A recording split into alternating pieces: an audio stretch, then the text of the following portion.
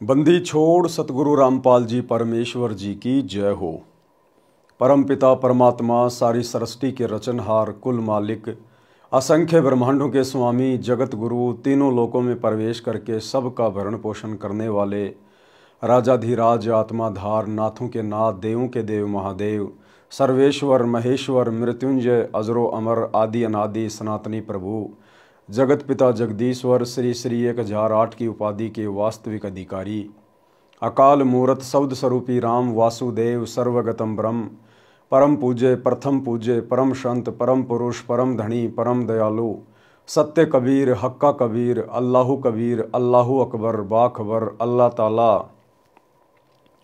जगत के तारणहार जगत के मुक्तिदाता जगत के जगन्नाथ हारे के सहारे हिंदुओं के राम मुसलमानों के अल्लाह सिखों के वाहिगुरु ईसाइयों के मसीह दया के सागर दयानिधि करुणा के सागर करुणानिधि स्वयंभू परिभू संकट मोचन कष्ट हरण मंगल करण दुख भंजन अविगत कबीर निर्विकार निर्विषम परमात्मा अलय अलेख सतगुरु आदि अनादि सतगुरु असली मर्यादा पुरुषोत्तम असली राम असली कृष्ण असली घनश्याम असली मुरारी राजाओं के राजा महाराजाओं के महाराजा शहनशाहों के शहनशाह सम्राटों के सम्राट भगवानों के भगवान अल्लाहों के अल्लाह प्रभुओं के प्रभु मसीहाओं के मसीह सच्चे वाहिगुरु बाबाओं के बाबा पीरों के पीर सेठों के सेठ जगत सेठ सावड़सा सेठ सर्वगुण संपन्न अनंत कोटि कलाओं के स्वामी अनंत कोटि ब्रह्मांडों के नायक योगियों में महायोगी ध्यानियों में महाध्यानी सिद्धों में परम सिद्ध ज्ञानियों में तत्व ज्ञानी ब्रह्म ज्ञानी महाज्ञानी परम ज्ञानी सर्वश्रेष्ठ ज्ञानी विज्ञानी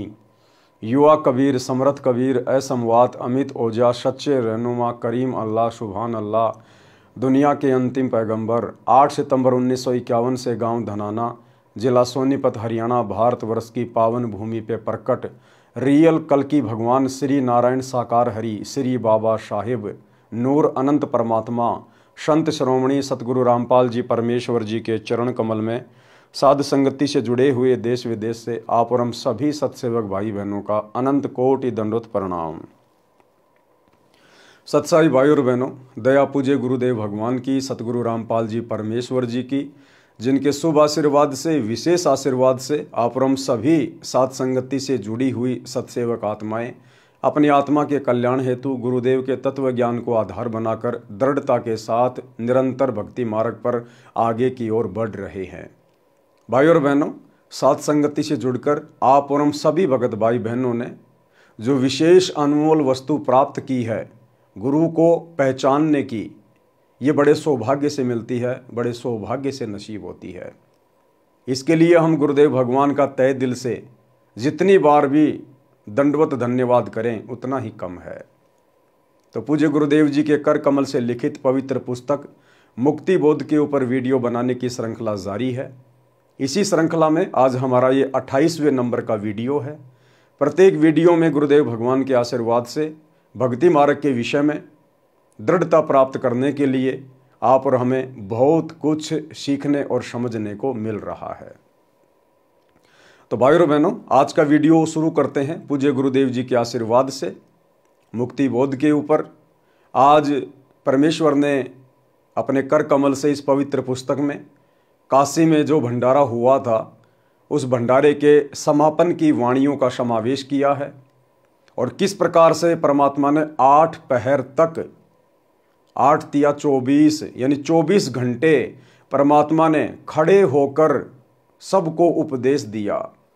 परमात्मा ने सृष्टि रचना समझाई, आध्यात्मिक ज्ञान दिया, सबको समझाया। जितने भी मंडलेश्वर आए हुए थे, साधु संत महात्मा आए हुए थे, कबीर परमेश्वर जी ने किसी मंडलेश्वर से ज्ञान लिया नहीं।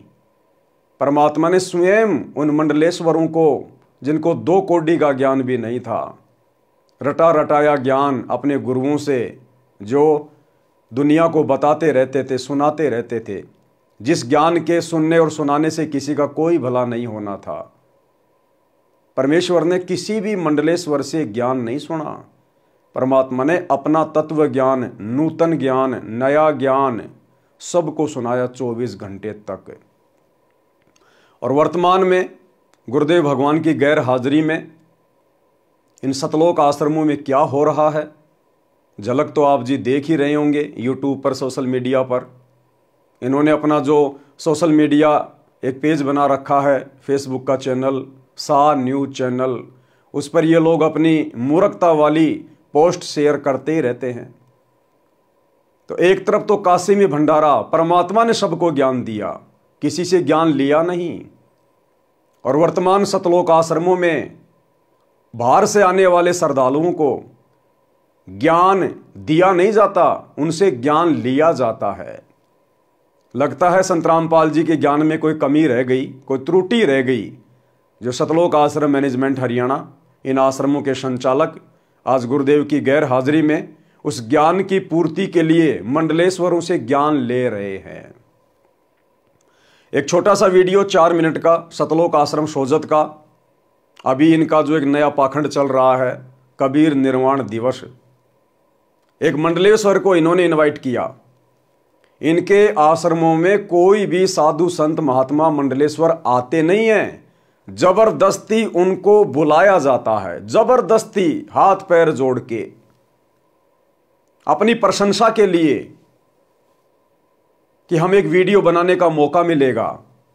जब वो बाबा जी आएगा, भंडारा करेगा, और जब वो वापस जाने लगेगा तब हम उसका माइक पकड़कर इंटरव्यू लेंगे।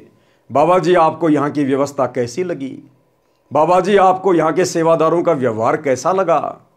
बाबा जी आपको खान पान में क्या लगा, कैसा लगा? अपनी बड़ाई खुद ही करवाते हैं, अपने मुंह मियाँ मिट्ठू बनने के लिए। दुनिया को ज्ञान के बारे में नहीं बताते, परमात्मा के बारे में नहीं बताते। जो आडंबर वो मंडलेश्वर करके आते हैं, उन आडंबरों को छोड़ने के विषय में उनको नहीं समझाते। बस वो बाबा, वो मंडलेश्वर हमारे आश्रमों की प्रशंसा करके जाए, हम सेवादारों की प्रशंसा करके जाए, हमारे द्वारा जो व्यवस्था की जाती है उसकी जी भरकर प्रशंसा की जाए। बस हम तो इतने में खुश हैं। तो एक छोटा सा 4 मिनट का वीडियो आपको समझाने का प्रयास करेगा कि वर्तमान में इन आश्रमों में क्या चल रहा है। अब ये मंडलेश्वर ये क्या ज्ञान समझाएगा, क्या ज्ञान देगा, ये क्या ज्ञान दे सकता है, क्या इसके पास है? पहली बात तो ऐसे लोगों को, ऐसे मंडलेश्वरों को इन सतलोक आश्रमों में इनवाइट करना ही नहीं चाहिए परमेश्वर के विधान के अनुसार। तो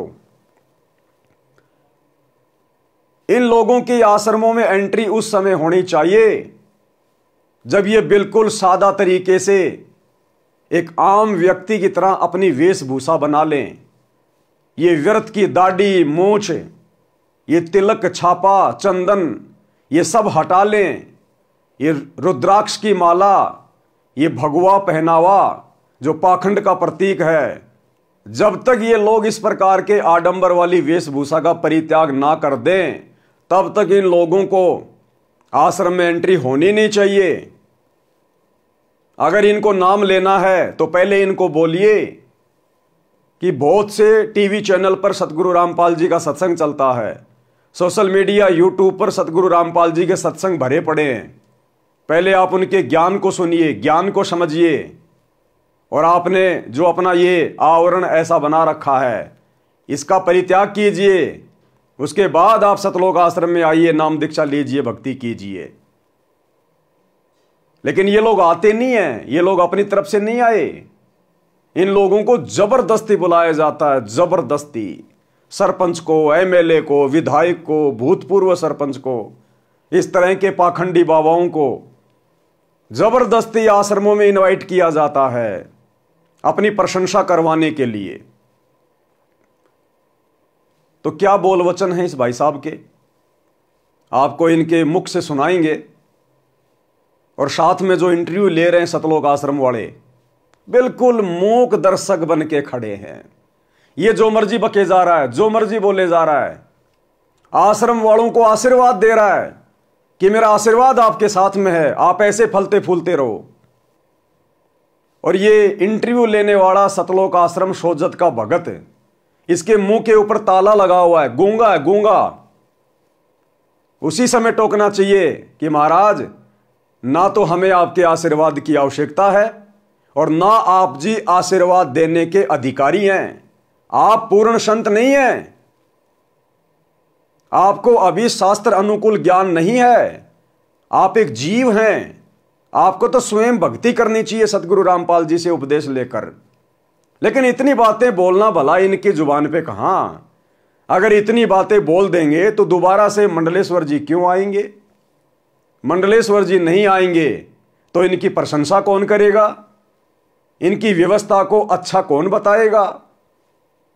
इसलिए ये लोग जवाब नहीं देते, केवल सामने वाले के जवाब सुनते हैं। वो चाहे जो मर्जी बकता रहे, जो मर्जी भोगता रहे। और एक दो भगत, अरे शिष्य कहते हैं अपने आप को सतगुरु रामपाल जी का, और इस मंडलेश्वर के पास में ऐसे खड़े हैं। ये भाई साहब, ये इस मंडलेश्वर के पास में ऐसे खड़े हैं जैसे कि ये सतगुरु रामपाल जी के भगत नहीं हैं, ये इस मंडलेश्वर के भगत हैं। और इसकी प्रत्येक आनंद ले रहा है जैसे रस टपक रहा हो। तो भाई और बहनों, छोटा सा वीडियो है, आप भगत भाई बहनों को थोड़ा सा दिखा देते हैं एक बार, ताकि आपको भी पता चले कि इन सतलोक आश्रमों में वर्तमान में किस कदर गुरुदेव भगवान के ज्ञान का हिंडोला बना दिया गया है। ज्ञान का हिंडोला बना दिया, ज्ञान का हिंडोला। सुनिएगा जी। आपका नाम क्या है और आप किस पंथ से ताल्लुक रखते हैं? मल्लेश्वर हरिरामदास, आश्रम चेतारण गीता भवन। हमारी बड़ी गद्दी है काशी पंचगंगा घाट। जगदगुरु रामानंद आचार्य हमारे दादा गुरु है। और अभी हम परसों ही आए हैं, 1 महीना प्रयागराज कुंभ में थे। वहाँ भी संतों के दर्शन और संतों की वाणी, और ये लंगर चलता, वैसे लंगर 1 महीना चलता था। ये कह रहा हम तो सीधे प्रयागराज से आए, महाकुंभ से आए, 1 महीने हम वहां थे, अब हमें यहां बुला लिया गए तो हम यहां आ गए। वहां पर भी ऐसा ही लंगर चल रहा था। हम तो घूमते हैं, फिरते हैं, मौज करते हैं, ऐश करते हैं। इससे एक बात तो साबित हो गई ना कि इन लोगों को ज्ञानवान से कोई मतलब नहीं है, इनको शत भक्ति से कोई मतलब नहीं है। अभी तो इनकी मौज मच रही है, हजारों की लाखों की संख्या में इनके शिष्य हैं। अभी इनको भक्ति और भगवान की आवश्यकता नहीं है। इसको जबरदस्ती बुलाया गया है, जबरदस्ती इन लोगों से ज्ञान लेने के लिए, क्योंकि संत रामपाल जी का ज्ञान आधा अधूरा है। इसलिए सतलोक आश्रम मैनेजमेंट हरियाणा को सतलोक से भी ऊपर का ज्ञान चाहिए। सतगुरु रामपाल जी के आशीर्वाद से सतलोक आश्रम मैनेजमेंट हरियाणा की बात नहीं बन रही। उनसे ऊपर कोई आशीर्वाद देने वाला हो, उस आशीर्वाद की आवश्यकता है। और ये बाबा जी आशीर्वाद देंगे, सबको देंगे। ये काल की सूक्ष्म चाल है, ऐसे ठगता काल, समझाएंगे आपको। सुनिएगा। दर्श परस मंजन कर पाना, जैसे भी यहाँ होता है ना, वैसे प्रयाग में होता था। दर्श परस मंजन कर पाना, हरे कोटि के वेद पुराना। अब आप लोग सब क्यों आए इतने जने? यानी जैसे कपड़ा गंदा होता है ना, तो कपड़े का मैल तो साबुन से, सर्फ से दूर होता है, पर अंत कौन पाप रूपी जो मैल है ना, वो संतों की सत्संग की, उनकी वाणी से, उनके दर्शन से दूर होता है। तो आप लोग धन्यवाद हैं जो संतों के दर्शन और वाणी सत्संग करने आए हैं। आप जैसा कोई भाग्यशाली नहीं है, क्योंकि एक घड़ी आदि में पुण्यात, तुलसी सत्संग कोई साधु की हरे कोटि अपराध। और सत्संग ज़्यादा ना कर पाए तो घड़ी पल भी करना चाहिए।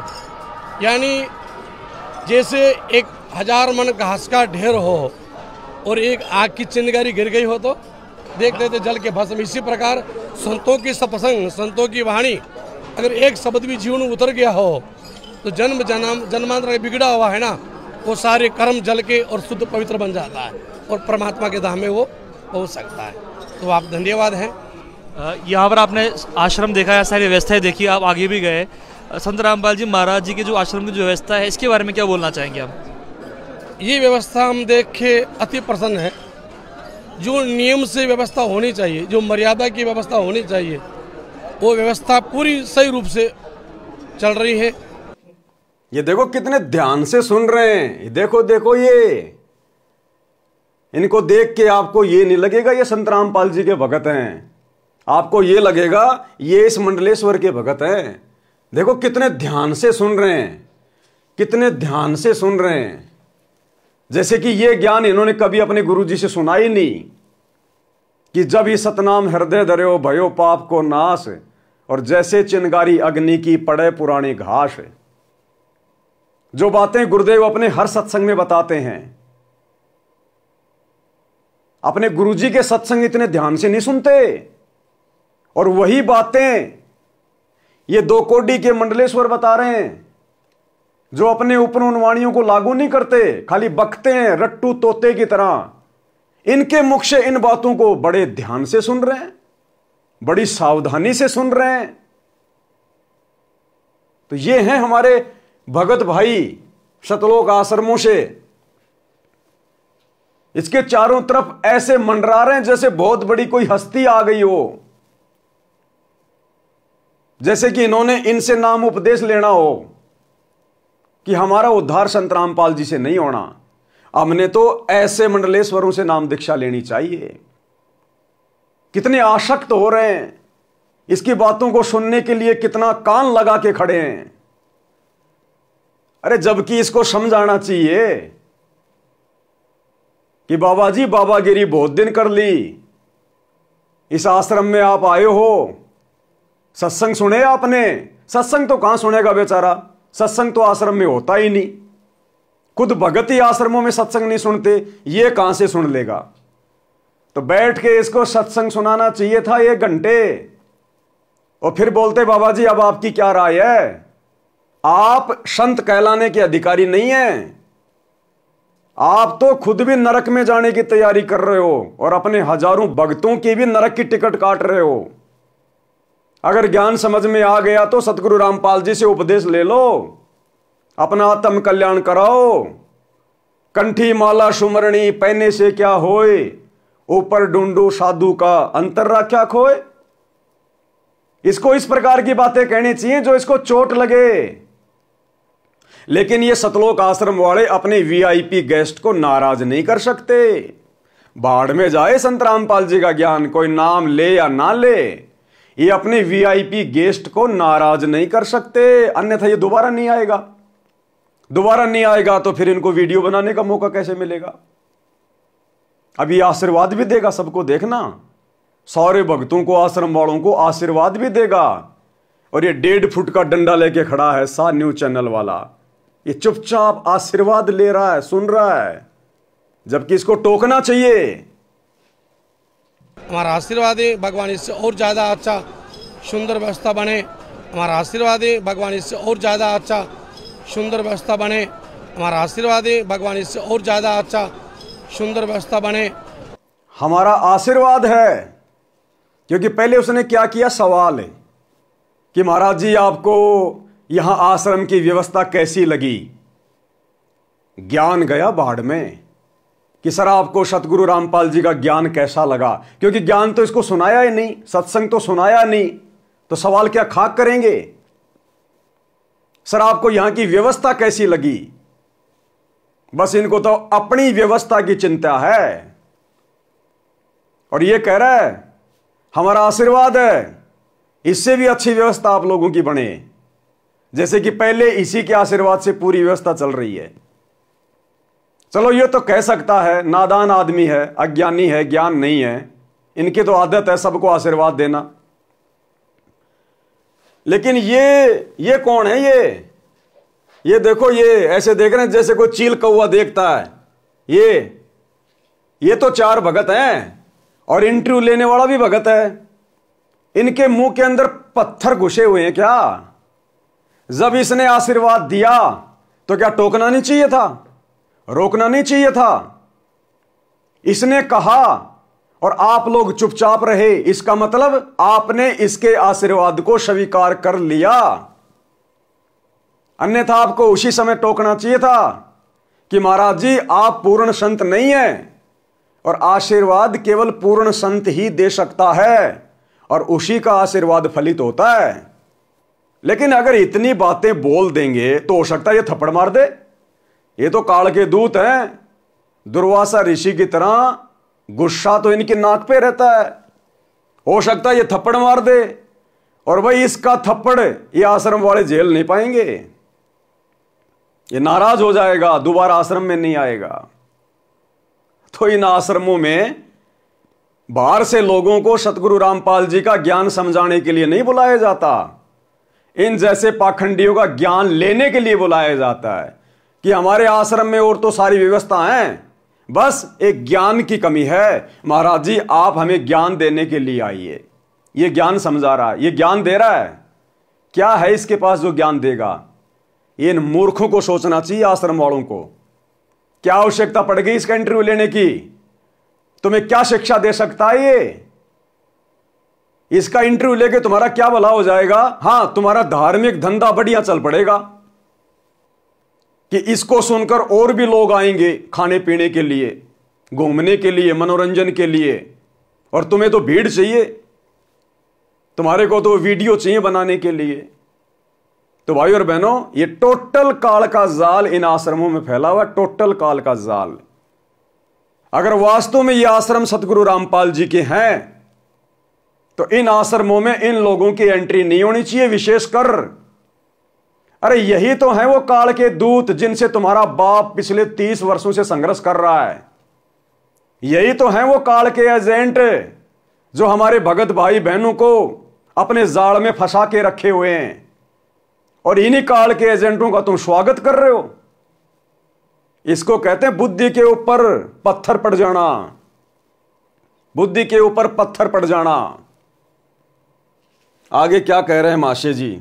आशीर्वाद दे रहे हैं, और ले लो आशीर्वाद। हमारा आशीर्वाद है भगवान इससे और ज़्यादा अच्छा सुंदर व्यवस्था बने। हमारा आशीर्वाद है भगवान इससे और ज़्यादा अच्छा सुंदर व्यवस्था बने। सुंदर तो है ही, अति सुंदर, सोना में सुहागा। आपको धन्यवाद है, व्यवस्थापकों को और हमारे यहाँ के संतों को, सब हरि भक्तों को, सबको धन्यवाद है। संत रामपाल जी महाराज जी ने सभी शास्त्रों के जो गूढ़ रहस्य हैं उनको सामान्य भाषा में सबके सामने ला दिया है। आज भी कोई भी सत्संग होता है तो कबीर साहब जी की वाणियों के बिना वो सब अधूरा है। आप क्या बोलना चाहेंगे संत रामपाल जी महाराज जी के इस योगदान को लेकर? संत रामपाल दास जी, उन्होंने अपनी, क्या होता है संत रामपाल दास जी?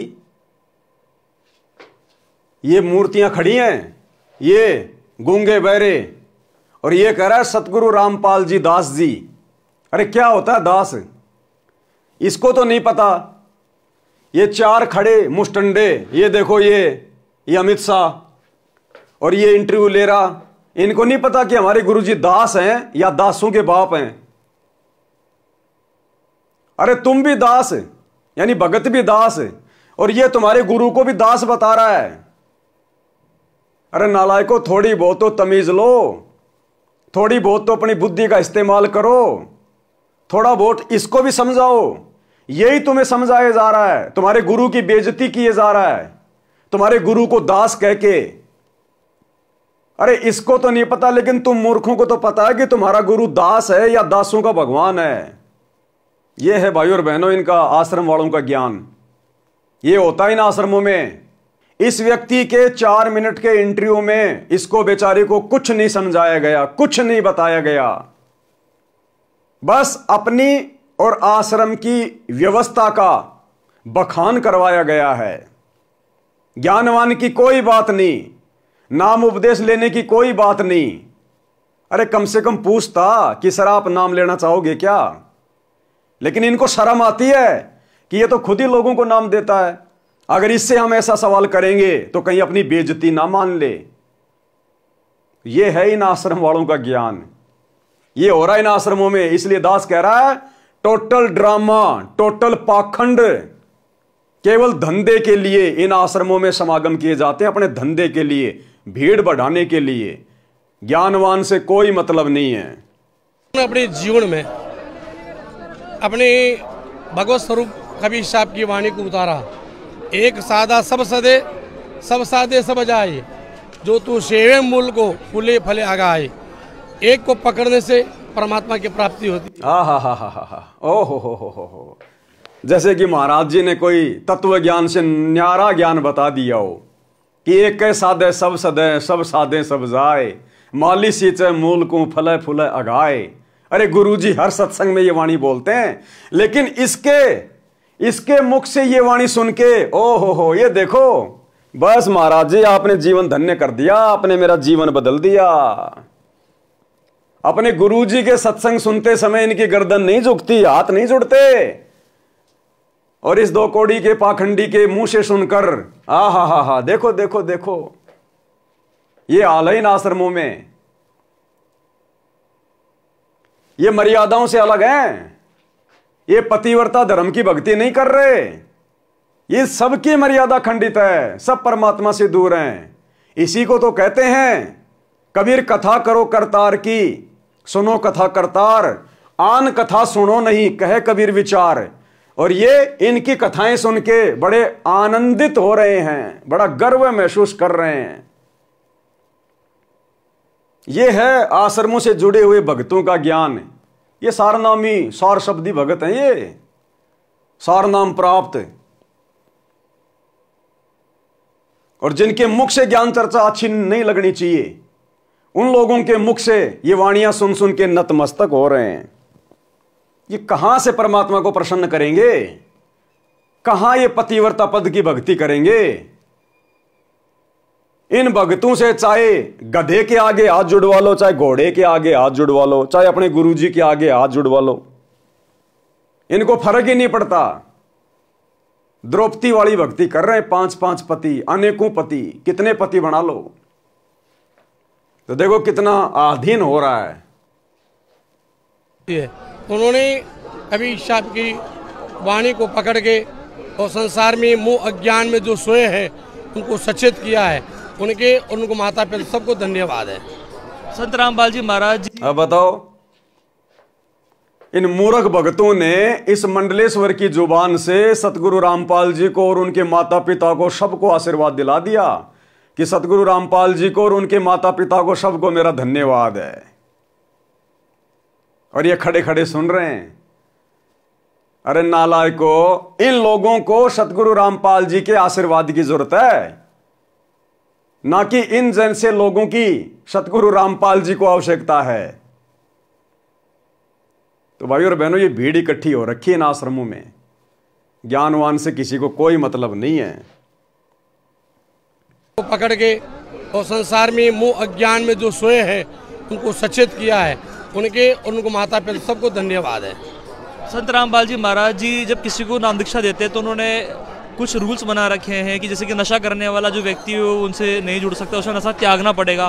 वो दहेज मुक्त भारत अभियान चला रहे हैं।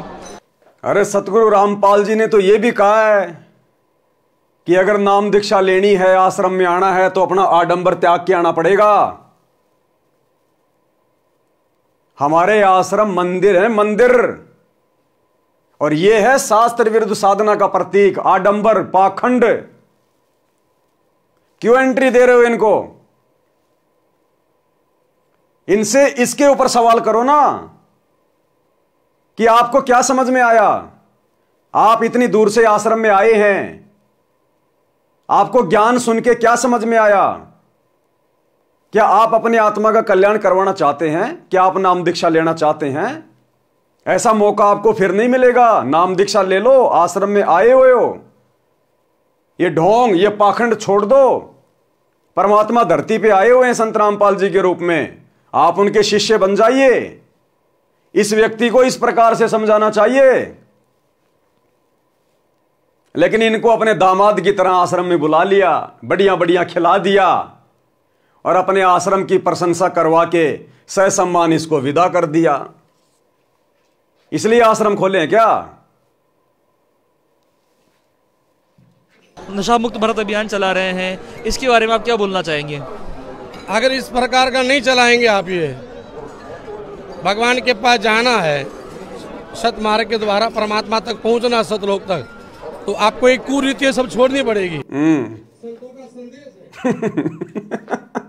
अगर सतलोक जाना है, परमात्मा तक जाना है, तो आपने कुरीतियां छोड़नी पड़ेंगी।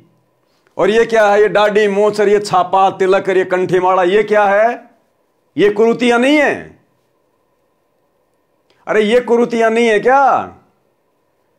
तो ये भगत, ये मूर्ख भगत हाथ जोड़ के ये किसके उपदेश सुन रहे हैं? अरे खर के मुख से सत्संग कभी अच्छा नहीं लगता, गधे के मुंह से सत्संग अच्छा नहीं लगता। ये कहते हैं हम संत रामपाल जी के भगत हैं और हाथ जोड़ के उपदेश सुन रहे हैं इस व्यक्ति के जिसके पास में 2 कौड़ी का ज्ञान नहीं है। इसलिए बुलाया इनको आश्रमों में। तुम्हारे बाप सतगुरु रामपाल जी ने भी कभी अनुपदेशी व्यक्ति के इस प्रकार से इंटरव्यू लिए क्या? सतलोक आश्रम बरवाड़ा में दिखा दो एक भी इंटरव्यू किसी भी अनुपदेशी व्यक्ति का, और विशेषकर इस तरह के पाखंड से परिपूर्ण व्यक्ति का। अगर तुम्हारे बाप सतगुरु रामपाल जी ने सतलोक आश्रम बरवाड़ा में कभी भी इंटरव्यू लिया हो, लेकिन तुम लोग ये ड्रामा कर रहे हो, पाखंड कर रहे हो। अब ये तुम्हें सतलोक की बात बताएगा कि सतलोक में कैसे जाया जाएगा। गुरुजी ने बताने में कमी छोड़ दी जो अब इन लोगों से सुन रहे हो।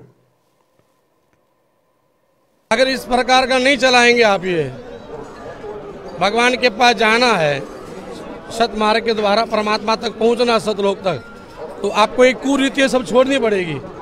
संतों का संदेश है कि अनेक प्रकार की कुरीतियां हैं, अपन को टुकड़ों में बांट रही है। ये कुरीतियां दूर होगी तभी सब एक होंगे, और एक होगा तब परमात्मा के प्रति सद्भाव जगेगा, प्रभाव जगेगा, तब संतों के दास बनेंगे, संतों के दास बनेंगे तब परमात्मा के पास पहुंचेंगे। अच्छा, आप संत रामपाल जी महाराज जी के ज्ञान के बारे में क्या बोलना चाहेंगे? हम रामपाल दास जी महाराज के बारे में ये बोलना चाहते हैं। क्या बोलना चाहेगा? ये सत्संग इसने सुने ही नहीं, आश्रम में इसको सत्संग सुनाए ही नहीं, तो संत रामपाल जी के ज्ञान के बारे में क्या खाक बोलेगा? अब ये सवाल करते यूं देख रहा इधर उधर, और क्या बोलेगा ये? सुन लेना क्या बोलेगा। सत्संग सुना होगा तब बोलेगा ना। अरे तुम लोगों ने आश्रम में इसको बैठा के सत्संग सुनाया होगा तब बोलता ये। तुमने तो आते ही उसकी दामाद की तरह खातर शुरू कर दी। लो जी पानी, लो जी चाय, आओ जी लड्डू जलेबी बर्फी जी मोजी, और चलते समय ये माइक लेके खड़े हो गए। तुमने सत्संग इसको सुनने कहां दिया बेचारे को? जो तुम कह रहे हो कि सतगुरु रामपाल जी के ज्ञान के बारे में आप जी क्या कहना चाहेंगे? ये पोर्टल ड्रामेबाजी हो रही है भाई और बहनों। के पास पहुंचेंगे। आप संत रामपाल जी महाराज जी के ज्ञान के बारे में क्या बोलना चाहेंगे? हम रामपाल दास जी महाराज के बारे में ये बोलना चाहते हैं, जैसे आपने गुरुवर की कृपा आपको मिली है, गुरुवर का कृपा का प्रसाद आपको मिला है, और सबसे बड़ा परोपकार आप कर रहे हैं, जो गुरुवर का प्रसाद जगह जगह वितरण कर रहे हैं, सत्संग के माध्यम से, पोथी के माध्यम से, वाणी के माध्यम से। अरे भैया, वो लोग ये पूछ रहे हैं कि आपको सतगुरु रामपाल जी के ज्ञान में क्या अच्छा लगा, आपको क्या समझ में आया? आप तो ऊपरी ऊपरी बातें कर रहे हैं, अपने गुरु से प्रसाद लेके सबको बांट रहे हैं, ये कर रहे हैं, वो कर रहे हैं। अरे ज्ञान कैसा लगा? सुने कभी सत्संग तुमने? क्या विचार किया तुमने सतगुरु रामपाल जी का ज्ञान सुन के? अब क्या बताएगा बेचारा ये, जब इसने सुने नहीं तो। संगत तो नहीं सुनती गुरु जी के सत्संग, और जो खुद सत्संग करता है वो कहां से संत रामपाल जी का सत्संग सुनेगा? तो फालतू के सवाल, फालतू के जवाब और कुछ नहीं। वो भाई जगह जगह वितरण कर रहे हैं, सत्संग के माध्यम से, पोथी के माध्यम से, वाणी के माध्यम से। इसलिए सबसे बड़ा परोपकार होता है संतों की वाणी उच्चारण होना, और अनेक प्रकार के प्रपंच में, अनेक प्रकार के माया में फंसे हुए उन झूठे जंजाल को छोड़कर संतों की वाणी को अपने जीवन में उतार कर और जीवन को अंधकार से प्रकाश में लावे, और वही आप काम कर रहे हैं। आ गया अंधकार से प्रकाश में जीवन, इन आश्रम वालों का भी आ गया और इस महामंडलेश्वर का भी आ गया। तो भाई और बहनों, 650 साल पहले कबीर परमेश्वर जी ने काशी के भंडारे में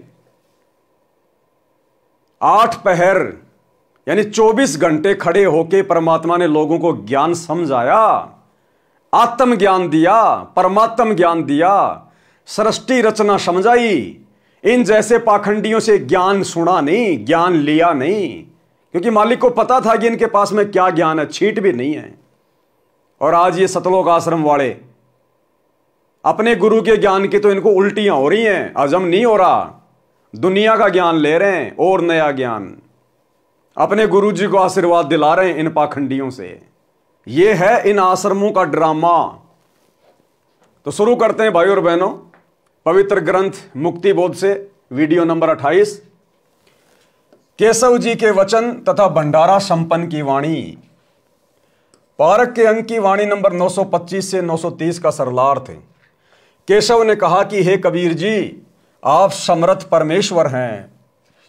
केशव जी ने क्या कहा? हे कबीर जी, आप समर्थ परमेश्वर हैं, आप जो चाहो सो कर सकते हो। हे सतगुरु, हे सतगुरु। केशव जी किसको कह रहे हैं? सतगुरु कबीर जी को। और आज हम किसको कह रहे हैं सतगुरु? अपने गुरु जी को। तो हमारे गुरु जी कौन हुए? कबीर जी, क्योंकि सच्चा सतगुरु कबीर ही होता है। हे सतगुरु सुनो, आप तो दीन दयाल हो, मैं आपके अधीन हूं, आप समर्थ परमेश्वर हो, आपको अनंत कोटि ब्रह्मांडों को पार करने में कोई देर नहीं लगती। पहुंचूंगा क्षण एक में जन अपने के काज। आप ही दारमदार यानी सर्वे सर्वा हैं, सबके मालिक हो। आप ऐसे परपंच सदा से करते आए हो, अपना भेद नहीं देते। आप ऐसे परपंच यानी ऐसा खेल आप सदा से खेलते आए हो, आप अपना भेद किसी को नहीं देते। आप एक दास बनकर, आप एक भगत बनकर, आप एक संत बनकर अपना ज्ञान अपनी आत्माओं तक पहुंचाते हो, उनको काल के जाल से बाहर निकालते हो। आप अपना भेद किसी को नहीं देते। आप ऐसे प्रपंच, ऐसी लीलाएं सदा से करते आए हो, और वही प्रपंच हमारे गुरुदेव कर रहे हैं 1994 से। वही लीला आज परमेश्वर अपने आप को छुपाते हुए कर रहे हैं। आप ऐसे प्रपंच सदा से करते आए हो, अपना भेद नहीं देते। आप सबके उत्पत्ति करता हो, मोक्ष दाता हो। क्या हो? मोक्ष दाता, भक्ति मुक्ति के दाता सतगुरु, भटकत प्राण फिरंदा, उस साहिब के हुक्म बिना नहीं तरवर पात हिलंता। तो भक्ति और मुक्ति का दाता कौन? सतगुरु। भक्ति मुक्ति के दाता सतगुरु, मोक्ष दाता हो, सुख के सागर हो, जीवन के सच्चे साथी हो। आप सर्व सृष्टि का ताना बुनने वाले जुलाहा हो, यानी सर्व ब्रह्मांडों के रचनहार हो। पारक के अंक की वाणी नंबर 931 से 939। केशव चले सव धाम को, 9 लख बोडी लीन, गरीब दास बंधन किया, बाजत हैं सुरबीन।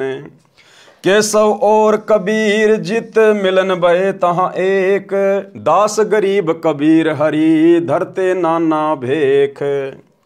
जब परमात्मा काशी का भंडारा संपन्न करके और सभी को सतलोक के लिए प्रस्थान करने लगे, तो उस समय सिकंदर लोदी ने देखा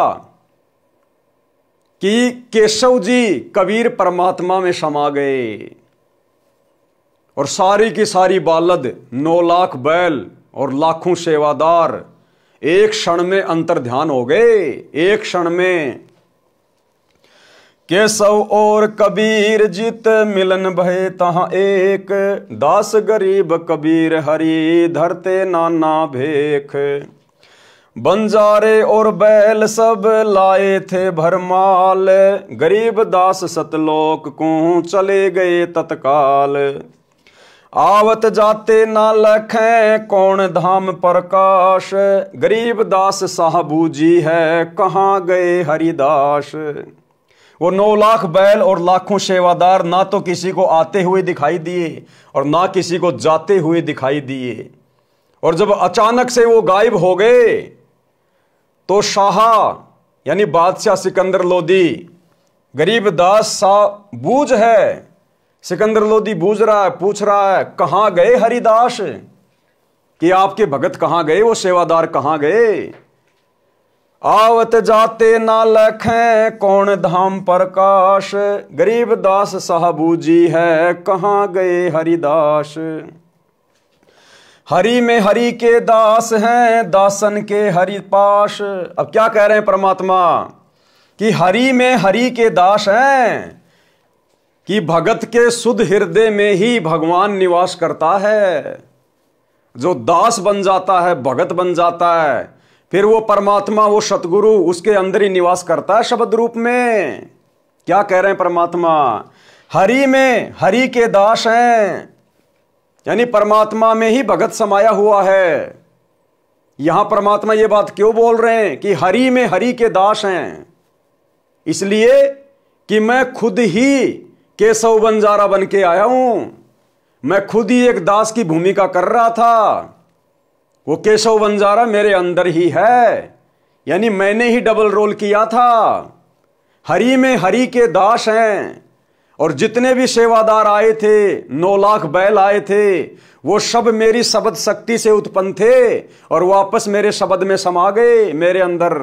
हरि में हरि के दास है और दासन के हरि पास। और जो दास बन जाता है उसके पास फिर हरि यानी परमात्मा यानी सतगुरु सदा रहता है शब्द रूप में। हरि में हरि के दास हैं दासन के हरि पास, गरीब दास पद अगम गति साहत की उदास।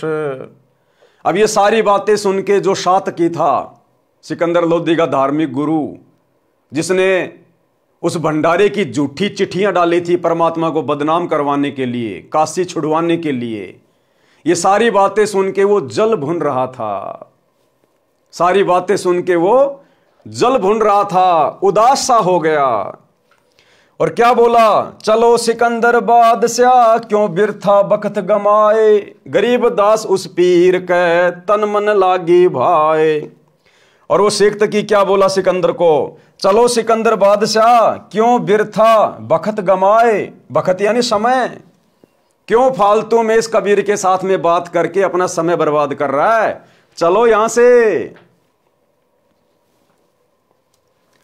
जेता शहर कबीर का हमरे बहुत अनेक, गरीब दास सातकी के लगी जुबान मेख। अब जब परमात्मा ने ये कहा ना कि भाई वो जिस देश से आए थे, जिस नगर से आए थे, वो सेवादार 9 लाख बैल जिस शहर से आए थे वो भाई वहीं वापस चले गए।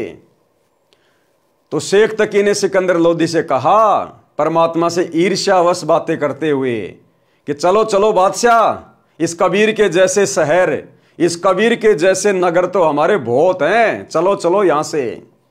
जब उसने इतनी बात कही तो उसी समय उसकी जुबान के ऊपर ताला लग गया, यानी वो गूंगा हो गया शेख तकी। क्योंकि परमात्मा ने उसको अंत तक बहुत मौका दिया सुधरने का, लेकिन हर बार वो परमात्मा का विरोध करता रहा, परमात्मा में मीन मेख निकालता रहा, उनको नीचा दिखाने का यत्न करता रहा, जान से मारने का प्रयास करता रहा। अंत में वो गूंगा हो गया, गूंगा बहरा। जेता शहर कबीर का हमरे बहुत अनेक, गरीब दास तक की कह लगी जुबान मेख। गुंग भय बोले नहीं नहीं जुबाब जुबान, गरीब दास मार्या पर्या बिन सर करो कमान। गुंग भय बोले नहीं, गूंगा हो गया, आवाज नहीं निकली। उसके बाद पूरी जिंदगी फिर वो तड़प तड़प के मरा, भुगत के मरा, गूंगा बहरा रहा पूरी जिंदगी। एता दोष धरे कहां दगद जमी आसमान, गरीब दास सुनिए नहीं गुंग द्वार मुख कान। कि उसने परमात्मा में दोष निकाल के, परमात्मा का विरोध करके उसने इतना पाप कमा लिया, इतना दोष कमा लिया कि उससे संभाला नहीं गया और अंत में पूरी जिंदगी गूंगा बहरा रहा। पारक के अंक की वाणी नंबर 931 से 939 का सरलार्थ। केशव रूपधारी परमेश्वर कबीर जी ने सब बैलों तथा बंजारों को आज्ञा दी कि तुम शव धाम को चलो, यानी सतलोक को चलो। इतना कहते ही सब चल पड़े, गंगा दरिया पार कर गए। कुछ देर बाद सिकंदर राजा ने देखा तो 9 लाख बैल, 1 लाख सेवादार, कोई भी दिखाई नहीं दिया। तब सिकंदर लोदी राजा ने केशव से पूछा कि हे केशव, वे सब कहाँ गए? केशव बोला कि सतलोक से आए थे, सतलोक चले गए। मैं भी चलता हूं, यूं कहकर केशव कबीर जी में समा गए। सिकंदर लोदी और शेख तकी की आंखों के सामने वो केशव कबीर परमात्मा के अंदर समा गया। देखते देखते उसके बावजूद भी शेख तकी की आंख नहीं खुली। इसलिए परमात्मा कहते हैं कि राज त्यागना सहज है, सहज औरत का ने, भाई मान बड़ाई ईर्ष्या दुर्लभ तजना ये। यूं कहकर केशव कबीर जी में समा गए। संत गरीबदास जी ने कहा है कि कबीर परमेश्वर स्वयं ही भिन्न भिन्न रूप बनाकर लीला करते हैं, जैसे कि आज परमेश्वर अपने आप को छुपाकर लीला कर रहे हैं। बंजारे तथा बैल माल भरकर लाए थे, सतलोक में तत्काल चले गए। शेख तकी जो सिकंदर राजा का मंत्री व पीर था, उसके तो तन मन में आग लग गई और राजा से कहने लगा कि चलो, क्यों यहां समय व्यर्थ कर रहे हो? जैसा कबीर का शहर है ऐसे हमारे अनेक हैं। इसने क्या भंडारा किया है, महोच्छासा किया है, हम ऐसे ऐसे 100 भंडारे कर देंगे। उसी समय शेख तकी गूंगा हो गया, आजीवन गूंगा रहा, भुगत कर मरा। गरीब कोई कहे जग जो नार करी है, कोई कहे महोच्छा, बड़े बड़ाई किया करें गाली काढ़े ओछा। अर्थात कोई तो कह रहा था कि दिल खोलकर रुपया खर्चा है, जग जोनार यानी धर्म यज्ञ जीवनवार की है। कोई कह रहा था कि महोच्छा किया है। महोच्छा उसे कहते हैं जो किसी बूढ़े के लिए पंडित के द्वारा थोपा हुआ धर्म किया जाता है। उसमें घटिया कपड़ा, घटिया घी डालडा लगता है, कंजूसी करता है, 100 के स्थान पर 10 रुपए खर्च करने की कोशिश करता है, उसे महोच्छा कहते हैं। यानी मजबूरी में किया गया धर्म यज्ञ, मजबूरी में किया गया अनुष्ठान, उसको कहते हैं महोच्छा। बड़े लोग यानी अच्छी आत्मा तो यज्ञकर्ता की बड़ाई करते हैं, ओछा यानी दुष्ट आत्मा गाली देता है, उसे बिसराता है, घटिया बताता है। उपरोक्त वाणियों का कथा रूप सरलार्थ, जब सब षड्यंत्र फैल हो गए तब सब काशी के पंडित काजी मुल्लाओं ने सभा करके निर्णय लिया कि कबीर एक निर्धन जुलाहा है, हम इसके नाम से पूरे हिंदुस्तान में चिट्ठी भिजवा देते हैं कि कबीर सेठ पुत्र नीरू जुलाहा कॉलोनी बनारस वाला 3 दिन का भोजन भंडारा धर्म यज्ञ करने जा रहा है। सब अखाड़े वाले बाबा साधु संत आमंत्रित हैं, साथ में अपने सर्व शिष्यों को अवश्य लाएं। 3 दिन प्रत्येक भोजन के पश्चात प्रत्येक साधु संत ब्राह्मण काजी मुल्ला पीर पैगंबर ओलिया को एक एक दोहर, एक मोहर तथा जो कोई सूखा सीधा आटा मिठाई घी दाल चावल भी लेना चाहे तो वह भी दिया जाएगा। अब भैया सतलोक आश्रम वालों, अगर तुम वही दिव्य धर्म यज्ञ दिवस वर्तमान में कर रहे हो, अरे तुम लोग जो दिव्य धर्म यज्ञ दिवस करते हो ना, और इतना प्रचार कर रहे हो, उसके बाद भी तुम्हारे आश्रम में जगत वाले लोग नहीं आते। अरे तुम्हें प्रचार ढंग से नहीं करना आता। क्या बता रहे हैं परमात्मा? शेख तकी से शिक्षा लो। शेख तकी ने क्या लिखा, क्या प्रचार किया, तुम भी उसी प्रकार से जगह जगह पोस्टर लगाओ और लिखो कि संत रामपाल जी 3 दिन का भंडारा कर रहे हैं और भंडारे में आने वाले को प्रत्येक बार भोजन करने के बाद 1 सोने की मोहर और 1 दोहर दी जाएगी। तुम तो कहते हो हमारे आश्रम में कोई आता नहीं, 3 दिन से पहले कोई जाएगा नहीं, और इतनी भीड़ आ जाएगी, इतनी भीड़ आ जाएगी, तुम्हारे को नया आश्रम खोलना पड़ जाएगा। तो थोड़ा बहुत बुद्धि का इस्तेमाल करो, दिमाग लगाओ, शेख तकी की तरह प्रचार करो भाई। वो दोहर और मोहर के चक्कर में 18 लाख लोग आ गए साधु संत। अगर उसमें दोहर और मोहर का जिक्र ना होता तो खाली भोजन करने के लिए 1000 किलोमीटर से कोई नहीं आता। तो तुम लोगों को अगर भीड़ जमा करनी है, भीड़ इकट्ठा करनी है इन आश्रमों में, तो खाली भंडारा भंडारा भंडारा भंडारा करने से नहीं होगी। भंडारा तो सभी खाते हैं अपने घर पे। 50 रुपए का लड्डू जलेबी लेके कोई भी खा लेगा अपने घर पे। 200 रुपए का एक किराया देके तुम्हारे आश्रम में 50 रुपए के लड्डू जलेबी खाने आएंगे लोग। तो प्रचार करो तो ढंग से करो कि आओ कितनी बार भी लड्डू जलेबी बर्फी खाओ, प्रत्येक बार 10 ग्राम सोना और 1 दोहर दी जाएगी। फिर देखो भीड़, अरे फिर देखो कुंभ फैल हो जाएगा, कुंभ, इतनी भीड़ आ जाएगी। 3 दिन प्रत्येक भोजन के पश्चात प्रत्येक साधु संत ब्राह्मण काजी मुल्ला पीर पैगंबर ओलिया को 1 दोहर 1 मोहर तथा जो कोई सूखा सीधा आटा मिठाई घी दाल चावल भी लेना चाहे तो वो भी दिया जाएगा। दोहर एक लोई होती थी जो उस समय की सबसे महंगी तथा उपयोगी कंबल मानी जाती थी, जिसको अमीर लोग ही ओढ़ते थे। मोहर लगभग 10 ग्राम सोने गोल्ड से बना, वर्तमान कीमत लगभग 30,000 रुपए। उस लोई की कीमत वर्तमान में 10,000 से कम नहीं है। सर्वसम्मति से यह निर्णय लेकर पत्र भिजवा दिए, दिन निश्चित कर दिए। निश्चित दिन को 18 लाख साधु संत ब्राह्मण मंडलेश्वर अपने अपने सभी शिष्यों सहित पहुंच गए। सबको लालच था कि प्रत्येक भोजन के पश्चात उपरोक्त दक्षिणा मिलेगी। लोग काशी में भंडारा करने नहीं आए थे, उस लालच में आए थे, दोहर और मोहर के लालच में। तो तुम लोग भी सतलोक आश्रम वालों इसी प्रकार से पोस्टर लगाओ जगह जगह, और फिर देखो भीड़, पूरा धनाना गांव भर जाएगा, रोडे जाम हो जाएगी। इसलिए अपने अपने सर्व शिष्यों को मंडलेश्वर ले आए कि अच्छा माल मिलेगा, सूखा सीधा भी लेंगे, महीनों का खाने का तथा कई कई हजार का सोना तथा लोई मिलेगी, बेचकर काम चलाएंगे। कबीर परमेश्वर ने 2 रूप में अभिनय किया। एक रूप तो अपनी कुटिया में बैठे रहे, दूसरे रूप में अपने सतलोक से 9 लाख बैलों पर थैले रखकर पका पकाया सामान तथा सूखा सामान तथा दोहर मोहर भरकर ले आए। बोरे जो वर्तमान में गधों पर रखते हैं, उस समय बंजारे अर्थात व्यापारी बैलों पर रखकर माल एक मंडी से दूसरी मंडी में ट्रांसपोर्ट करते थे।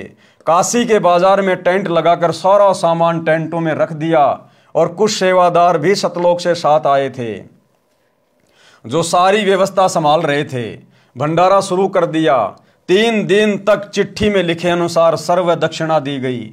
उस समय भोजन भंडारे में दिल्ली का राजा सिकंदर लोदी भी आया था तथा उसका निजी पीर शेख तकी भी आया था। शेख तकी उपरोक्त षड्यंत्र का मुख्य सदस्य था। उसने सिकंदर लोदी को भी पत्र भिजवाया। वह चाहता था कि किसी तरह सिकंदर लोदी के दिल से कबीर जी उतरें और मेरी पूर्ण महिमा बने। उस शेख का अनुमान था कि अब की बार कबीर काशी से भाग जाएगा, और भंडारे में पहुंचे साधु कबीर को गालियां दे रहे होंगे। राजा भी कबीर जी का फैन यानी प्रशंसक नहीं रहेगा। परंतु जब भंडारे के स्थान पर पहुंचे तो देखा लंगर चल रहा है, सर्व दक्षिणा दी जा रही है, दोहर मोहर दी जा रही है। सब साधु तथा अन्य व्यक्ति भोजन खाकर दक्षिणा लेकर कबीर सेठ की जय जयकार कर रहे हैं। बादशाह सिकंदर लोदी ने पता किया कि भंडारा करने वाला कहाँ है। बताया गया कि उस सामने वाले बड़े टेंट यानी तंबू में है। वो सतलोक से आए हुए सेवादार केशव बंजारा, उन्होंने किसी से नहीं पूछा कि सर आपको भंडारा कैसा लगा, आपको यहां की व्यवस्था कैसी लगी, आप हमारे व्यवहार के बारे में क्या कहना चाहेंगे। अरे साधु संत महात्मा मान बढ़ाई के भूखे नहीं होते, अपनी प्रशंसा के भूखे नहीं होते।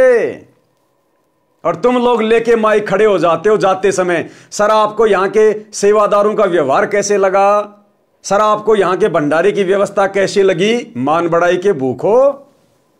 इसलिए तो परमात्मा अपनी वाणी में कहते हैं कि सतगुरु के दरबार में ग्राहक कोटि अनंत, और 4 चीज ये चाहते, रिद्धि सिद्धि मान महंत। ये तो मान बढ़ाई के भूखे हैं, मान बढ़ाई के भूखे, अपनी बढ़ाई खुद ही करवाते हैं। राजा तथा शेख तकी उस तंबू में गए और पहले अपना परिचय दिया, फिर उसका परिचय पूछा। तंबू में बैठे सेठ ने परिचय बताया कि मेरा नाम केशव है, दिल्ली का बादशाह भंडारे में आ गया तो भी परमात्मा नहीं उठे। केशव रूप में परमात्मा अपने टेंट में बैठे रहे, और तुम कोई छोटा मोटा भूतपूर्व सरपंच आ जाता है, उसके चारों तरफ मक्खी मच्छर की तरह भिन भिनाने लग जाते हो। भिन भिनाने, इसको कहां बैठा दूं, इसको क्या खिला दूं, पता नहीं क्या आ गया आश्रम में। और वहां सिकंदर लोदी दिल्ली का बादशाह हाथी पे बैठ के आया था, फिर भी परमात्मा अपने टेंट में बैठे रहे और खुद दिल्ली का बादशाह नीचे उतर के परमात्मा के पास में गया और अपना परिचय दिया कि मैं दिल्ली का बादशाह सिकंदर लोदी हूं, आप कौन हैं? और तुम 2 कोडी के भूतपूर्व सरपंच के पीछे लेके माए सर आपका नाम क्या है, सर आप कहां से आए हैं, सर आपको यहां की व्यवस्था कैसी लगी, सर आपको हम भक्तों का व्यवहार कैसा लगा। अरे तुम्हारा असली व्यवहार तो तुम जाहिर नहीं होने देते।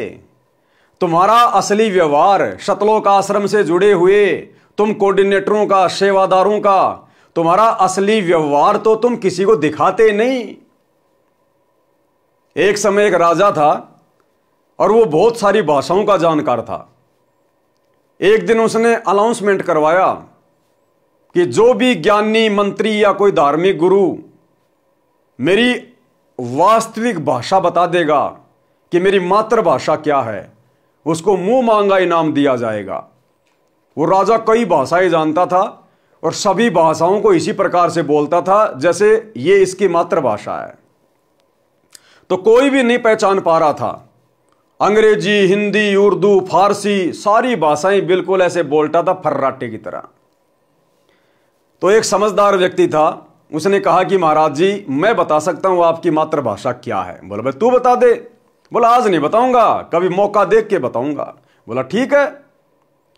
अब बरसात का टाइम था, बरसात हो गई। अब पहले के समय में मिट्टी की रोडें हुआ करती थी, रोडों पे पानी भर गया, गंदा पानी बार बार गाड़ियां आने से जाने से।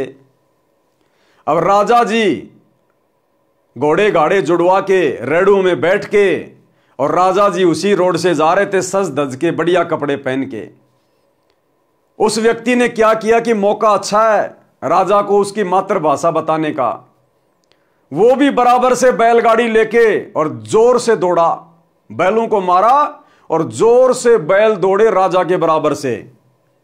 और जैसे ही उसकी गाड़ी का टायर पानी में गिरा, ऐसे ही वो कीचड़ राजा के ऊपर जाके लगा, उसके मुंह पे। राजा के सारे कपड़े खराब। अब राजा को कहां सहन हो। उसी समय राजा उसको मां बहन की गालियां देने लगा, मां बहन की गालियां। तुरंत वो आदमी नीचे उतर के आया और कहा राजन क्षमा करना, यह है आपकी मातृभाषा। आपकी असली मातृभाषा यह है, जिस भाषा में आप गालियां दे रहे हो ना, यह है आपकी मातृभाषा। तब राजा को एहसास हुआ कि भाई वास्तव में आदमी चाहे कितना ही पढ़ ले, कितना ही लिख ले, लेकिन जो मातृभाषा रहती है उसको आदमी कभी नहीं भूलता। तो ये सतलोक आश्रम मैनेजमेंट हरियाणा वाले इन दुनिया वालों से अपनी प्रशंसा करवाते हैं, सर यहां सेवादारों का व्यवहार कैसे लगा। अरे अगर उन लोगों को मुझ पवन दास की मार पिटाई वाली वीडियो दिखाए जाएं कि किस प्रकार से तुम सतलोक आश्रम वाले मुख्य व्यक्ति, बड़े बड़े कोऑर्डिनेटर, स्टेट कोऑर्डिनेटर मुझ पवन दास को घर में घुस के जानवर की तरह मार रहे हो, भगत भाई बहनों को मां बहन की गालियां निकाल रहे हो, तेरे मुंह में मुतूंगा रंडी का बीज, तेरी लड़की को कोठे पे बैठा दूंगा। स्टेट कोऑर्डिनेटर देशराज महेंद्र का लड़का अमित मां बहन की गालियां निकाल रहा है। उत्तर प्रदेश का स्टेट कोऑर्डिनेटर संजीव हुड्डा रंडी का बीज कह रहा है भक्तों को। यह है तुम्हारा असली व्यवहार, यह है तुम्हारा असली आचरण, जो बेचारे उन भोले भाले दुनिया वालों को नहीं पता। तो भैया ये फालतू में नौटंकियां करना छोड़ो और मर्यादा में रह के परमात्मा की भक्ति कर लो। ये ड्रामे करते हुए असंख्य युग हो गए। राजा तथा शेख तकी उस तंबू में गए और पहले अपना परिचय दिया, फिर उसका परिचय पूछा। तंबू में बैठे सेठ ने परिचय बताया कि मेरा नाम केशव है, मैं बंजारा हूं। कबीर जी मेरे मित्र हैं, उनका मेरे पास संदेश गया था कि एक छोटा सा भंडारा करना है, कुछ सामान लेकर आना। मेरा भी निमंत्रण भेजा था। राजा सिकंदर लोदी ने पूछा कि कबीर जी क्यों नहीं आए। केशव रूपधारी परमेश्वर ने कहा, मैं जो बैठा हूं उनका नौकर, वे मालिक हैं, इच्छा होगी तब चले आएंगे। उनकी कृपा तथा आदेश से सब ठीक चल रहा है, आप जी भी भोजन करें। राजा ने कहा, पहले उस सुभान अल्लाह के दर्शन करूंगा।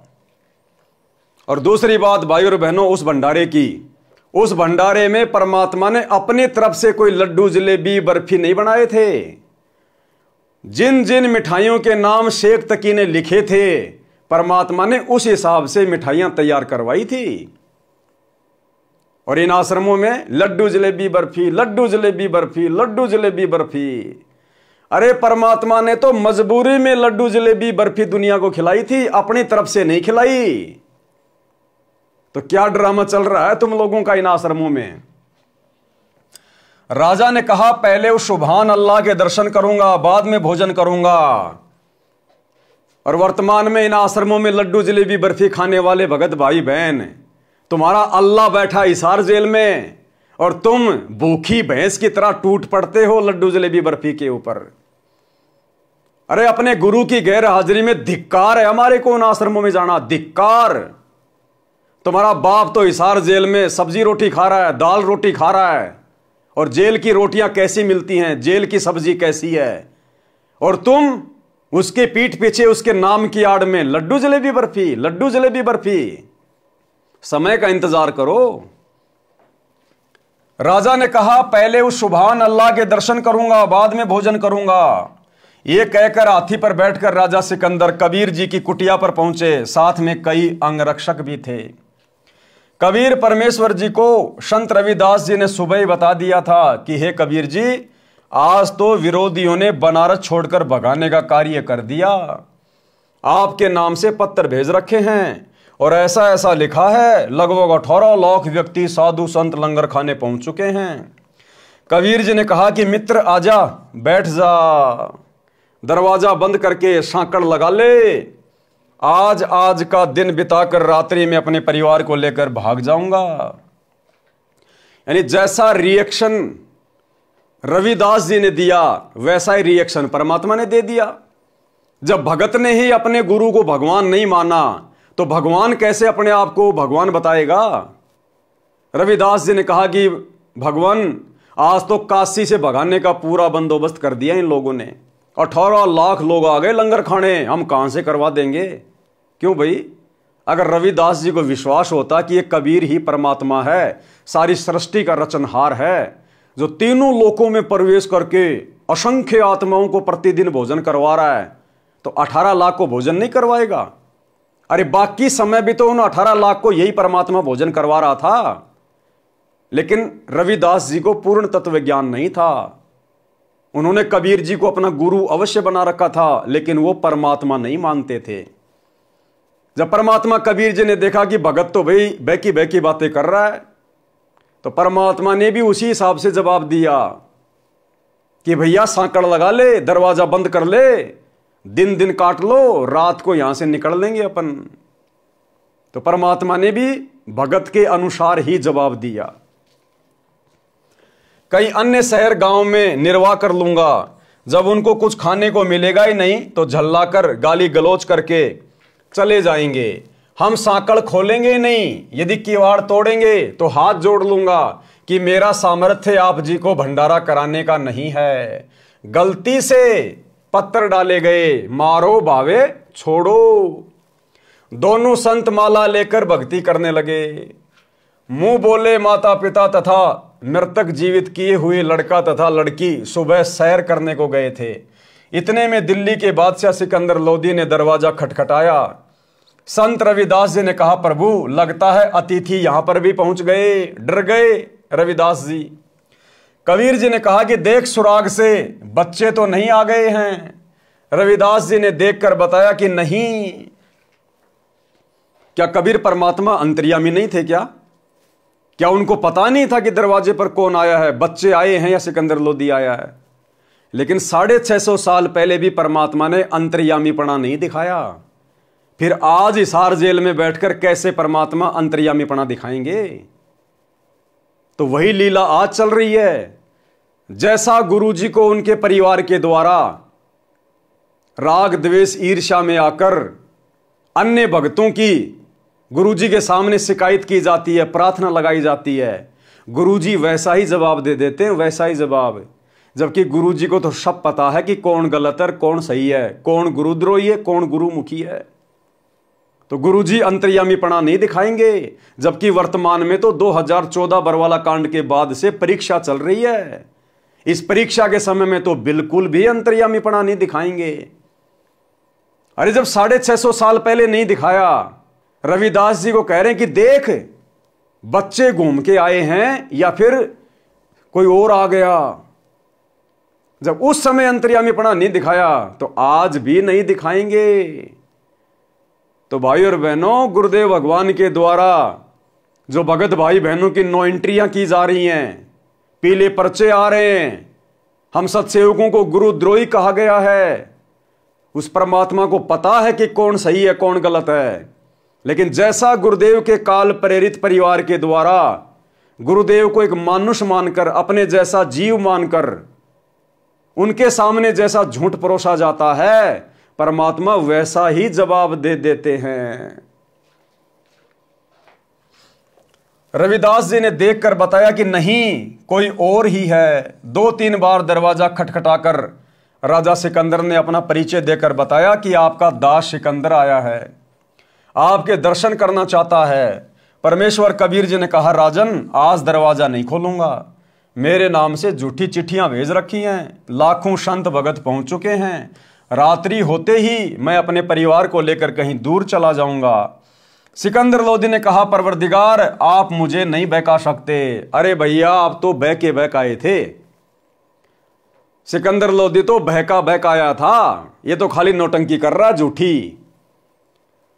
अगर सिकंदर लोदी को वहां पर कोई भोजन भंडारे की व्यवस्था नहीं दिखाई देती, अगर परमात्मा ने 9 लाख बैलों के ऊपर वो भोजन पानी की व्यवस्था नहीं की होती, वहां टेंट नहीं लगाए होते, दोहर मोहर नहीं बांटी जा रही होती, तो उन साधु संतों के कहने से इतनी जनता को देखकर सिकंदर लोदी फिर से कबीर परमात्मा को पकड़कर खूनी हाथी के नीचे डालने का आदेश दे देता। लेकिन सिकंदर ने तो देख लिया था कि भंडारा लग रहा है, दुनिया खा रही है, सोने की मोहर और दोहर बांटी जा रही है, तब जाके आधीन हुआ कि परवरदिगार आप मुझे नहीं बहका सकते। अगर वहां भंडारा नहीं चल रहा होता, उस समय मानते सिकंदर लोदी को, फिर भी जाकर कहता कि परवरदिगार आप मुझे नहीं बहका सकते, आप तो अल्लाह हो, परमात्मा हो। सिकंदर लोदी ने कहा, परवरदिगार आप मुझे नहीं बहका सकते, मैं आपको निकट से जान चुका हूं, आप एक बार दरवाजा खोलो, मैं आपके दर्शन करके ही जलपान करूंगा। परमेश्वर की आज्ञा से रविदास जी ने दरवाजा खोला तो सिकंदर लोदी मुकुट पहने पहने ही चरणों में लौट गया और बताया कि आप अपने आप को छिपाकर बैठे हो, आप अपने आप को छिपाकर बैठे हो। आपने कितना सुंदर भंडारा लगा रखा है, आपका मित्र केशव आपके संदेश को पाकर सर्व सामान लेकर आया है, आपके नाम का अखंड भंडारा चल रहा है। अब सिकंदर लोदी कह रहा है कि मैं आपको पहचान चुका हूं, और फिर क्या कह रहा है कि आपने बहुत सुंदर भंडारा लगा रखा है, आपका मित्र केशव बंजारा सारी व्यवस्था संभाल रहा है। अरे कहां समझ गया आप भगवान को? अरे कबीर परमेश्वर की 650 साल पहले पारिवारिक स्थिति क्या थी? खुद का पेट भी मेहनत करके बड़ी मुश्किल से भरते थे। तो सिकंदर लोदी ने इतना भी दिमाग नहीं लगाया कि ऐसे गरीब आदमी का ऐसा कौन बंजारा फ्रेंड है, मित्र है, जो 18 लाख लोगों के लिए भंडारे की व्यवस्था कर देगा कबीर जी के कहने से। जिस कबीर के पल्ले 100 रुपए नहीं, उस कबीर के कहने से सोने की दोहर मोहर 18 लाख लोगों को, 18 लाख लोग आए थे और कम से कम लोगों ने 10-10 बार भोजन किया होगा। 18 लाख इंटू 10 कितनी मोहर हो गई? 1 करोड़ के आसपास, 1 करोड़ सोने की मोहर 10-10 ग्राम की।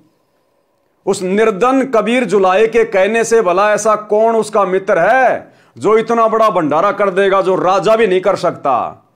तो सिकंदर ने इतना भी दिमाग नहीं लगाया कि जो केशव के रूप में बैठा है वो कबीर का मित्र है या कबीर ही सारी लीला कर रहा है।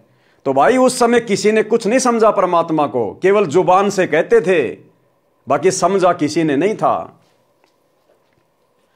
आपका मित्र केशव आपके संदेश को पाकर सर्व सामान लेकर आया है।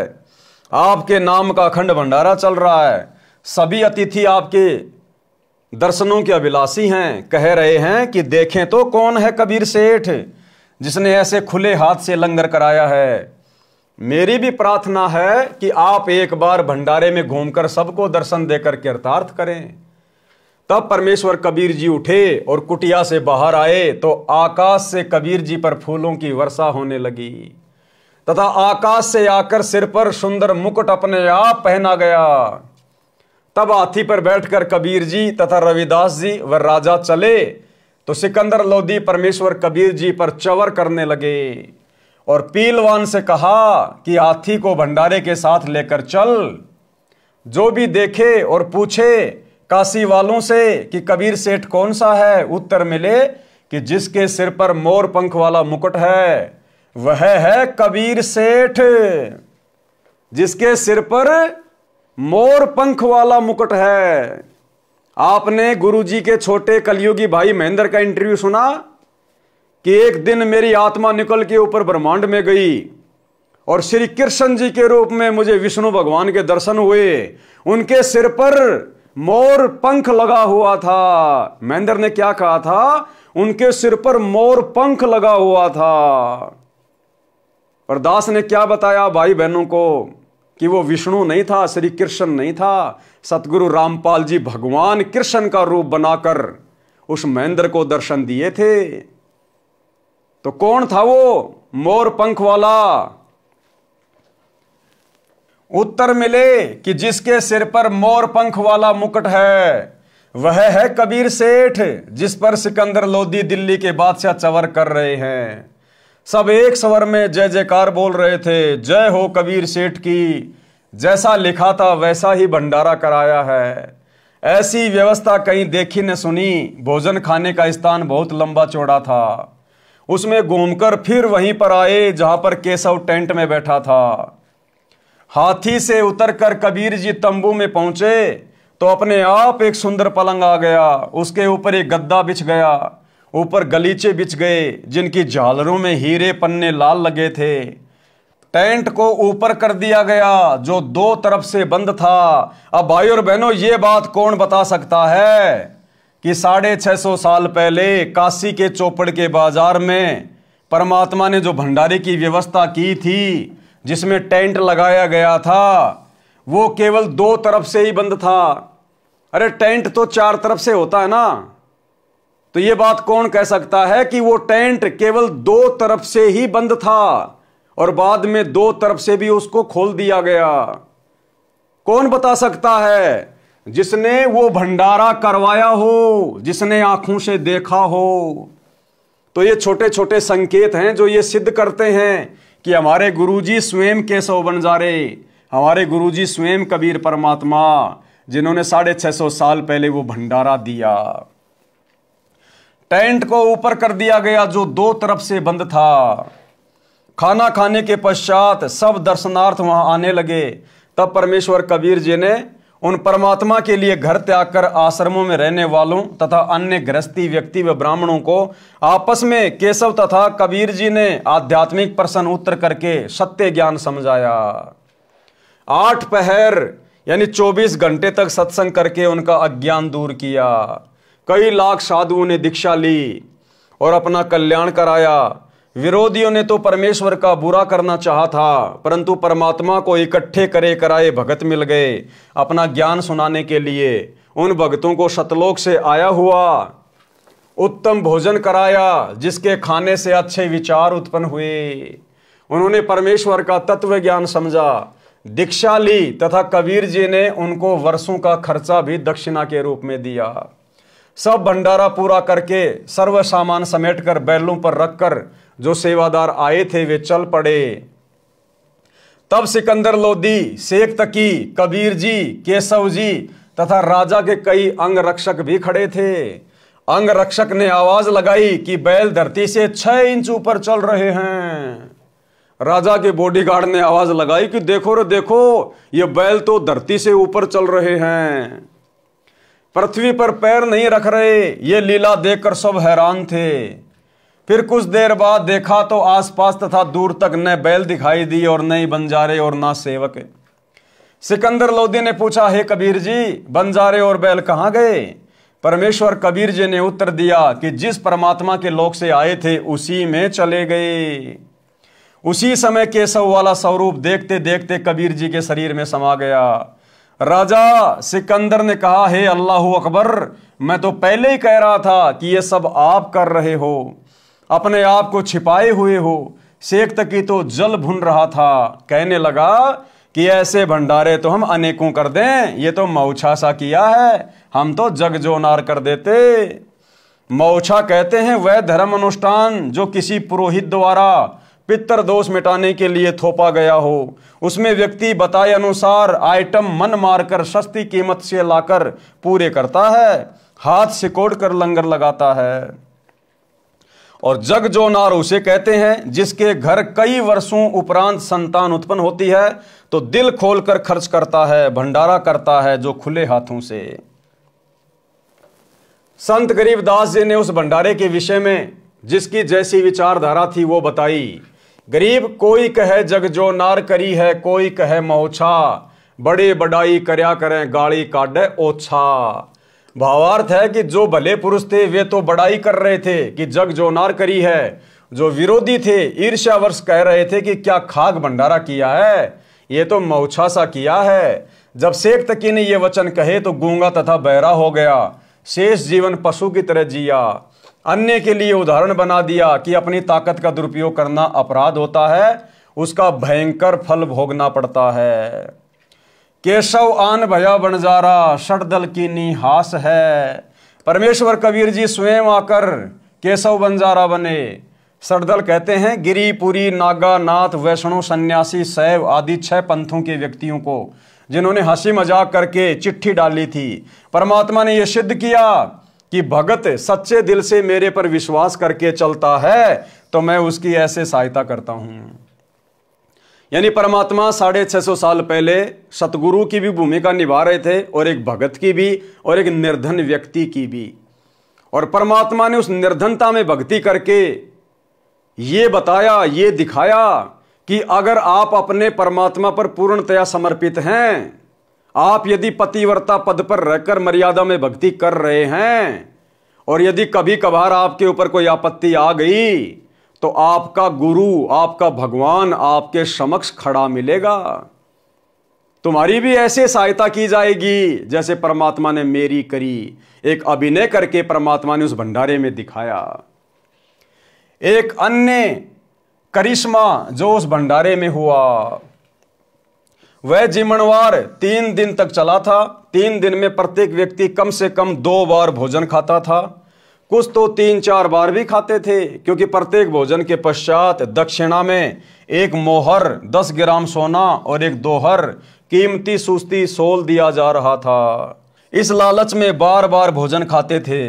3 दिन तक 18 लाख व्यक्ति शौच तथा पेशाब करके काशी के चारों ओर ढेर लगा देते, काशी को सड़ा देते। काशी निवासियों तथा उन 18 लाख अतिथियों तथा 1 लाख सेवादार जो सतलोक से आए थे, वहां गंध का ढेर लग जाता, श्वास लेना दूभर हो जाता, परंतु ऐसा महसूस ही नहीं हुआ। सब दिन में 2-3 बार भोजन खा रहे थे, परंतु शौच यानी लैट्रिन 1 बार भी नहीं जा रहे थे, न पेशाब कर रहे थे। इतना स्वादिष्ट भोजन था कि पेट भर भर कर खा रहे थे, पहले से दुगना खा रहे थे। उन सबको मध्य के दिन टेंशन, चिंता हुई कि न तो पेट भारी है, भूख भी ठीक लग रही है, कहीं रोगी ना हो जाएं। सतलोक से आए सेवकों को समस्या बताई तो उन्होंने कहा कि ये भोजन ऐसी जड़ी बूटियां डालकर बनाया है जिनसे ये शरीर में ही समा जाएगा। हम तो प्रतिदिन यही भोजन अपने लंगर में बनाते हैं, यही खाते हैं, हम कभी सोच नहीं जाते तथा ना पेशाब करते हैं, आप निश्चिंत रहो। फिर भी विचार कर रहे थे कि खाना खाया है, कुछ तो मल निकलना चाहिए। उनको लैट्रिन जाने का दबाव हुआ। वो लैट्रिन जाने का दबाव भी उस समय हुआ जब वो सब टेंशन में आ गए। तो परमात्मा से उनकी इतनी टेंशन भी नहीं देखी गई। परमात्मा ने जबरदस्ती उनको लैट्रिन लगा दी, जबरदस्ती। उनको लैट्रिन जाने का दबाव हुआ, सब शहर से बाहर चल पड़े, टट्टी के लिए एकांत स्थान खोजकर बैठे तो गुदा से वायु निकली, पेट हल्का हो गया तथा वायु से सुगंध निकली, जैसे केवड़े का पानी छिड़का हो। सब अपनी गैस को सूंघ रहे हैं, सुगंधित गैस निकल रही है। तब जाकर उनको यकीन हुआ कि वो सेवादार सही कह रहे थे, भाई ये तो कोई विशेष जड़ी बूटी डाल के बनाया गया भोजन है, इसको खाने के बाद में लैट्रिन नहीं आती, पेशाब नहीं आता, सुगंध आती है, सुगंध। ये सब देखकर सबको सेवादारों की बात पर विश्वास हुआ, तब उनका भय समाप्त हुआ। परंतु फिर भी सबकी आंखों पर अज्ञान की पट्टी बंधी थी। परमेश्वर कबीर जी को परमेश्वर नहीं स्वीकारा। पुराणों में भी प्रकरण आता है कि अयोध्या के राजा ऋषभ देव जी राज त्याग कर जंगलों में साधना करते थे। उनका भोजन सुरख से आता था, उनके मल से सुगंध निकलती थी। आसपास के क्षेत्र के व्यक्ति इसको देखकर आश्चर्यचकित होते थे। इसी तरह सतलोक का भोजन आहार करने से केवल सुगंध निकलती है, मल नहीं। अब भैया अगर ये वही दिव्य धर्म यज्ञ दिवस इन आश्रमों में हो रहा है और सारी व्यवस्था यदि परमात्मा ही कर रहा है तो भैया सैकड़ों की संख्या में लैट्रिन घर क्यों बना रखे इन आश्रमों में? अरे अगर परमात्मा सारी व्यवस्था करेगा, सारा काम करेगा तो भैया फिर तो सुगंध आनी चाहिए, लैट्रिन तो आना ही नहीं चाहिए। और तुम खा खा के लड्डू जलेबी भर देते हो पूरे लैट्रिन को। वहां पर बेचारे सेवादारों को मेहनत करनी पड़ती है, हाथ दे दे के साफ करना पड़ता होगा वहां। तो भैया डींग मत मारा करो। ठीक है भंडारा कर रहे हो, बहुत अच्छी बात है, कोई दिक्कत नहीं, लेकिन बढ़ा चढ़ा के अपनी प्रशंसा के लिए, मान बढ़ाई के लिए, ये तो काशी वाला भंडारा हो रहा है, ये तो काशी वाला भंडारा हो रहा है। तो काशी वाले भंडारे में तो कोई लैट्रिन नहीं करता था, तुम लोग लैट्रिन भर रहे हो। काशी वाले भंडारे में तो दोहर और मोहर दक्षिणा में दी जा रही थी, तुम भक्तों से ज्योति पाठ और दान का उल्टा पैसा ले रहे हो। ये अपने स्वार्थ के लिए, अपने धार्मिक धंधे के लिए, भगत समाज को ज्योति पाठ और दान के नाम पर लूटने के लिए किया जाने वाला भंडारा है।